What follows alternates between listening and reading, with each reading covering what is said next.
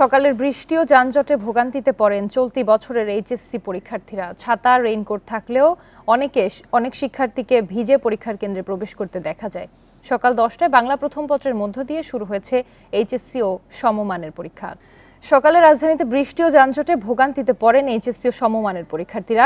এ নিয়ে আরও জানাতে যোগ দিচ্ছেন আমাদের সহকর্মীরা। শুরুতে রাজধানীর তেজগাঁও থেকে যোগ দিচ্ছেন সহকর্মী নুরে আলম। নুরে আলম, সকালে যানজট এবং বৃষ্টির মধ্যে দিয়ে পরীক্ষার হলগুলোতে যেতে হয়েছে পরীক্ষার্থীদের।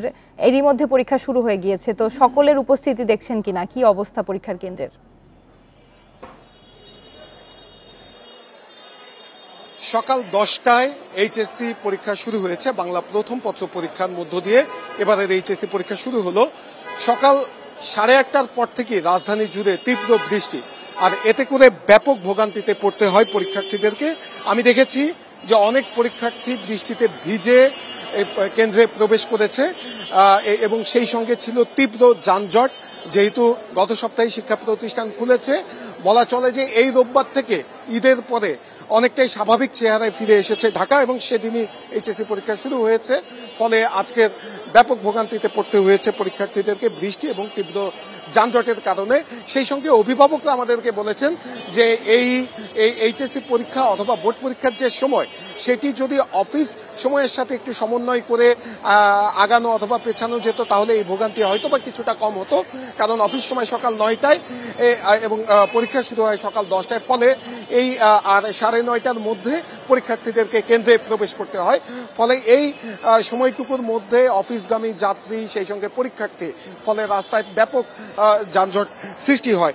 তো বোর্ড থেকে আমাদেরকে জানানো হয়েছে যে আগামী 7 দিন আবহাওয়া অফিসের সাথে তারা কথা বলেছে, আগামী 7 দিনও বৃষ্টিপাত হওয়ার সম্ভাবনা রয়েছে।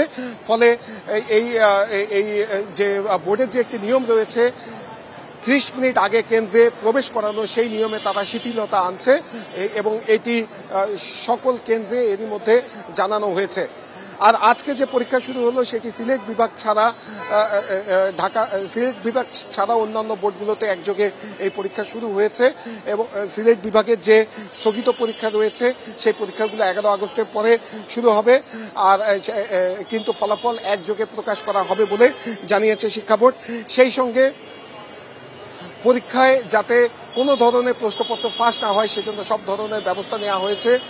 আর সামাজিক যোগাযোগ মাধ্যমে কেউ যদি প্রশ্নপত্র ফাঁস বা আমরা এই বন্যার সময় অথবা বৃষ্টির সময় যখন পরীক্ষা হয়, তখন একটি পক্ষ পরীক্ষা আগানো বা পেছানোর নানা ধরনের গুজব ছড়িয়ে পরীক্ষার্থীদেরকে বিভ্রান্ত করে ফেলে, এবং এই ধরনের গুজব যদি কেউ ছড়ায় তাদের বিরুদ্ধে ব্যবস্থা গ্রহণ করার কথা বলা হয়েছে। নুরে আলম, আপনি আমাদের সাথেই থাকুন। এবার আরো জানাতে বেলি রোড থেকে যোগ দিচ্ছেন সহকর্মী খালেদ রায়হান। রায়হান, আপনি যে কেন্দ্রে রয়েছেন সেখানে পরীক্ষার্থীরা নির্বিঘ্নে উপস্থিত হতে পেরেছেন কিনা, কি অবস্থা, পরিবেশ কেমন দেখছেন? দেখুন, সহকর্মী নুরে আলম যেমনটি জানাচ্ছিলেন, একই চিত্র কিন্তু এই জায়গায় চিত্র। বেলি রোডে প্রায় 3টি শিক্ষা প্রতিষ্ঠান রয়েছে যে সকল কেন্দ্রে পরীক্ষা অনুষ্ঠিত হচ্ছে। আমরা দেখেছি কিছুক্ষণ আগে 10টা 5-এও 2 জন শিক্ষার্থীকে আমি দেখেছি যে তারা কেন্দ্রে প্রবেশ করছেন। মূলত যানজটের কারণে তিনি আটকে গেছেন। সকাল থেকেই আমরা মুষলধারে বৃষ্টি দেখেছি রাজধানীর সহ চারপাশেই।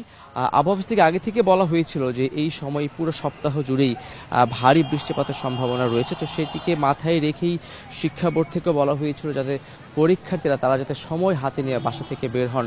তারপরেও একই সঙ্গে বৃষ্টি এবং যানজট রয়েছে, এবং এই যে এটি সকাল থেকে শুরু হওয়া যানজট এখন পর্যন্ত পুরোপুরি কিন্তু স্বাভাবিক হয়নি সড়কে, যার ফলে যারাই আসলে পরীক্ষার হলে এসছেন তাদেরকে বেশ খানিকটা বেগ পেতে হয়েছে। একই সঙ্গে যানজট এবং বৃষ্টি দুটোরই ভোগান্তিতে পড়তে হয়েছে। অনেকেই আমরা দেখেছি যে যেমনটি আমার সহকর্মী জানাচ্ছিলেন যে আধা ঘন্টা আগে প্রবেশের যে বিষয়টি সেটিকে শিথিল করার কথা শিক্ষা বোর্ড বলেছে, কিন্তু যারা এসছেন তারা কিন্তু তার আগে আসার চেষ্টা করছে। অনেকেই আমরা দেখেছি অনেকে হয়তো 5-10 মিনিট আগে তারা প্রবেশ করছেন। সেক্ষেত্রে আমরা কাউকে বাধা দিতে দেখিনি, পুলিশ কিংবা যারা কর্তৃপক্ষ রয়েছে, হলের কর্তৃপক্ষ কিন্তু তাদেরকে প্রবেশ করতে দিয়েছে।